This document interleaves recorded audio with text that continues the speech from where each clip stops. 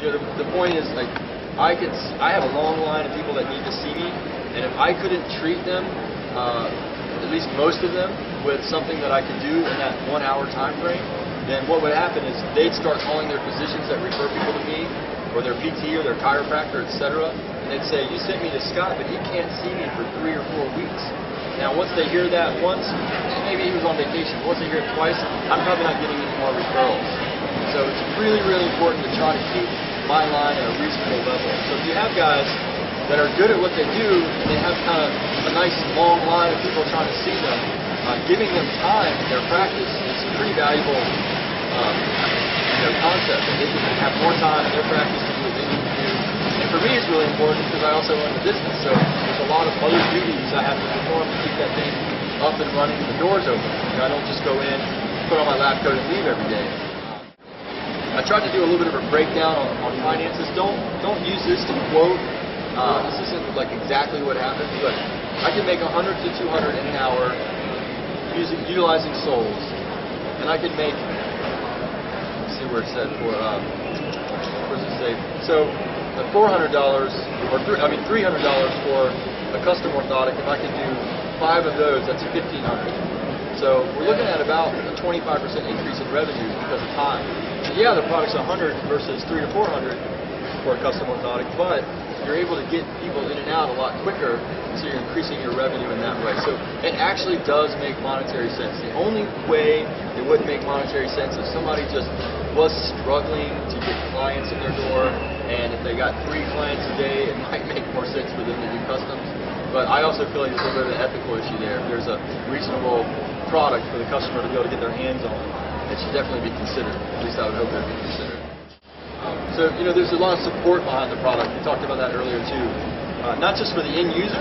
That's great. The end user can bring it back and get their money back if they weren't satisfied or get something different. But for me, I have very little material loss when I utilize this product, because if I go cook one of these too long, or I grind it wrong or something and it just doesn't work out, and this doesn't happen very often because I am able to go in and work on them after they've been worked on once, and then just go on and tweak them. But let's say I worked on it to a point where I thought it's better to start with a fresh palette, so to speak. Then I call SOLE and I file for a credit. It's got the 90-day guarantee. So that's really, really positive for a small business. Really, really positive for the end user. This sample, I didn't go over this before. It has the cutaway, so you can see a cutaway. You saw pictures of them. And it has the plastozote on the top, which is great for diabetics, or sometimes you have different neurological problems. Plastozote's really good; it crushes out. So we've got 2 samples there. I just wanted to give. Also, this one should have lateral posting. This is someone that was Ginny Barum or bow-legged, supinated, etc. And we needed to correct for that. So that's the gist of it. You know, we take them as they are. We assess the client. We try to figure out what their needs are. Sometimes they don't, or actually a lot of times they don't need anything done to it. They just need it heated. And this isn't like, I don't just doctor them up to entertain people. So if they come in and they need things that out of the package doesn't provide, so we go in and kind of add those modifications to it to get it out the door. Great bridge between an over-the-counter and a custom. It's a great bridge for people. We carry most of the major brands. I can go through them. You guys know what they are, but we carry most of the major brands. So Super Pete, Atrex, Spinco, etc., etc. So, but the Response is our #1 selling item in the shop. If it were a shoe, it wouldn't just beat other shoes by a little bit; it would beat it by miles in terms of turnover. When someone's thinking about bringing this product into their store, a really positive aspect is every year this doesn't change, and I need to liquidate it and bring in the new, better one. Like, I'm over that with retail. Like, I'm a retailer and I have to live with it. We all have to live with it. And we want product to evolve. We want to get better. I mean, that's the whole point. But we all know it's tough on the retailer when suddenly it's last year's news and this year's news is coming. You gotta get that stuff out of there. But that doesn't happen with this. I mean, I've never had to clear footbeds. We go to them as we need them, and we keep them stocked. If I run out of the red, I'm gonna panic. Do you modify all 3? We modify all 3, absolutely. So I use the gray a lot for cycling, dress shoes, soccer shoes. I make 3/4 lengths out of them. I lop off the forefoot and then taper it down. You know, I use the red as the most go-to one because if I'm going to start adding stuff, I'm going to be adding volume to it. Although if I add too much volume to it, you can flip it upside down and not necessarily add it. Say they don't need a cant or a wedge, you can thin the whole thing by about a 1/16 of an inch. It's about an 1/8 of an inch thick, I think, about back here, and I think it's about a 1/16 of an inch up here. So if I thin the forefoot, I don't go into the cushion. It's kind of a key idea. Remember, I'm not trying to get you guys to teach other lab rats how to be lab rats, but to be a good resource for them. Can you be a resource to some of our retailers who are looking to do the same thing or have questions? Yeah, absolutely. And my email's on there. Pretty good at responding to email now. I have a BlackBerry. As far as the materials, external devices, is that something that's pretty readily available Very online readily available. and ordering? Yeah, I don't have a list of providers. The only thing they may have a hard time finding, it took me a long time to find it, they can find it probably at any Pedorthist footwear conference if they walked around and asked everyone that sold these materials. But I'd say out of everyone that sold these, I think I found 2 people that carry a 1/16 of an inch spin coat. Very nice to have. It's close cellular on the back, so I can glue on it without seeping through. It's thin enough that I can use it to cover everything without making it too thick, and it's nice on the top. It's a little bit of a barrier to keep from blistering from occurring versus like vinyl top covers you see on a lot of custom orthotics. I can't stand seeing vinyl on top of custom orthotics for active people.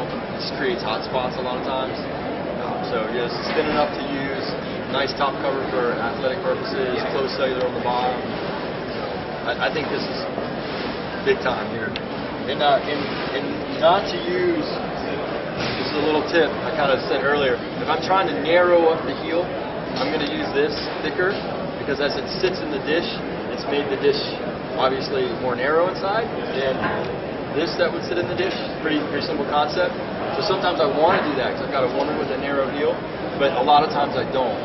So if the heel fits nicely on the product as it is, you do want to stick with a thinner top cover. And the top covers only come into play when I'm going to use something outside of like a felt or something that can go on externally. So this is great. I can put this right on top of the sole and then not top cover it. And this cost me $2 or $2.50. So if someone just needed that, that's all they needed, I probably wouldn't top cover it. I'd be putting this on. This might be a major issue, kind of offshore. Like on the floor and in the industry, there's really a debate about weight bearing, molding, and not. And so when you're saying that you even mold some of these outside of the shoe, the competitor will say, well, you're going to be molding to a problem in the foot. Yeah, so it doesn't occur quite that way. I don't want to get into the whole debate, but I will, before getting into my idea of that, I will premise it with saying there's no one way with orthotic and pedorthic care. There is no one way. I made an orthotic on a trail one time out of duct tape to get the person off the trail, and they felt a lot better when they stood up. I don't think they're still using it. That's not my point. My point is there is no one way. Pedorthics is basically what is happening down under the ankle and foot as it pertains to your footbed and your shoe. If what you do under there makes someone's life better, I'm a fan of it. So there's certain things I might have a little, like I'm not a big fan of the foot levelers by chiropractors, but if someone says, Scott, this is a game changer. Before my foot leveler, I had a lot of problems, and now I'm happy, and I'm now a fan of it. In terms of like full, semi, and non-weight bearing, what you're getting out of full weight bearing is the foot more in the natural condition it would be in with a little bit of foot spread. The apex of this arch does not drop all the way down to where it would be just looking at the foot. So even though the foot's sitting on it, it doesn't go all the way down to where it would be. So it's not quite like making a custom orthotic in full weight bearing. It's not the same argument, in other words. If you do a full weight bearing custom orthotic, you really have made the least arch, which is kind of what I was saying, I'm making the least arch, but this starts with an arch. And a custom orthotic does not. You're building actually the shape of the entire thing. In terms of whether I use in my custom practice or in my semi-custom practice, semi or full weight bearing, really depends on the pathology of the person and how well they do. It's safer and more effective on a bigger bell curve to use semi-weight bearing and full weight bearing methods. The non-weight bearing foot is actually not the true function of the foot.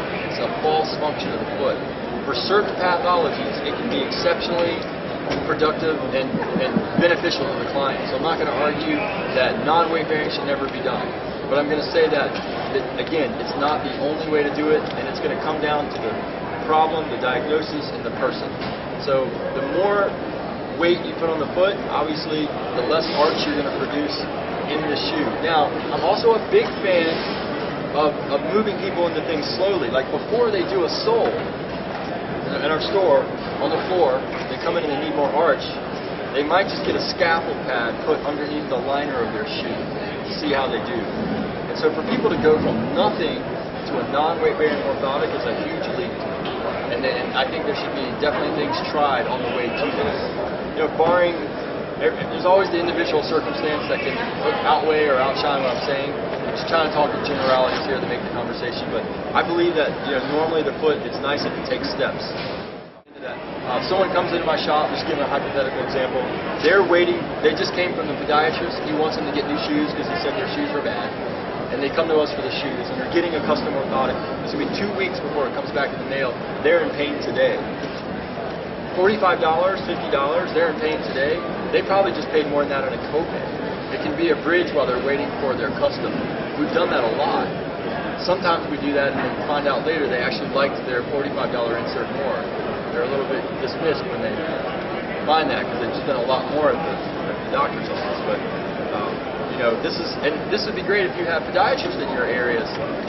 Most podiatrists don't have time to go be a lab rat. I mean, their main job is diagnosing medications, procedures, surgeries. And so for them to also be a good pedorthist, it's kind of rare, and it might mean they didn't have enough patients. Because if they've got enough patients, they don't have time to go get on their grinder. So for some podiatrists, this might be a good first line of defense. You know, have it right there in the shop. They don't even need a grinder to do a lot of the things we're talking about. Add a med pad, add a scaffolding pad, etc. They don't even need a grinder. They can just do it right in the office, out the door, see how it does, see the client back or the patient back, and do a full custom later if they weren't satisfied. So it's just kind of twofold way to look at it. I think it's the end product because that's how we use it. But if someone's a little bit resistant to that, it can be a great in-between while they're waiting that time period for that orthotic to come back. Or perhaps they get a 3/4 length hard orthotic that can go great in dress shoes and such, but it's just not working great in their hiking boot or their running shoe. There's no cushion on it, it's not full length. They don't like the way it maybe moves around in the shoe. So it's not always one or the other is what I'm trying to say. I mean, for the price of my semi-custom work at $100 a pop, they can have 4 of these. If it works out of the package as is, and they don't need to see me, they can just see my staff, they can have 8 of these and all their footwear for the same price. So it really is an add-on value. You know, we talk about the economics of the situation to the client. How long do you find like one of these would last the client versus Yeah, so would last quite a bit longer? I tell clients 1 to 3 years, 2 or 3 pairs of shoes. But again, it's a little bit, you know, I might have a big guy that runs ultras. It's kind of an oxymoron. It doesn't happen a lot, but you know, we do. We have some bigger guys that either hike like crazy or run ultras or something. Basketball player, that's another good example. They're normally bigger guys. They're coming down off the rim. Well, the good thing about this, they're never going to break it. Yeah. But at some point, they might have just mashed it down. Generally, this is going to hold its shape. I find I don't really have to replace these until this very top layer starts to break through. If they come back in and go, you know, it's not holding up anymore, that arch has dropped a little, well, we just go in and fix it. We don't even charge them. We just either add a little arch fill, we heat it for them, but it's never going to break. You know, I had one of these not long ago. I mean, it must have been 10 years old. It even had a slightly, I can see how the logo's even involved a little bit. You know, and it's still holding up fine. So I mean, durability is excellent. And you want to compare the durability of this not to a rigid custom, because those would last forever. Like they'll dig up our civilization and they'll think they're screws or something. Like, what are these? But you compare this to other semi-rigid products, and the durability is excellent. It's not good, it's excellent. So that's a good question.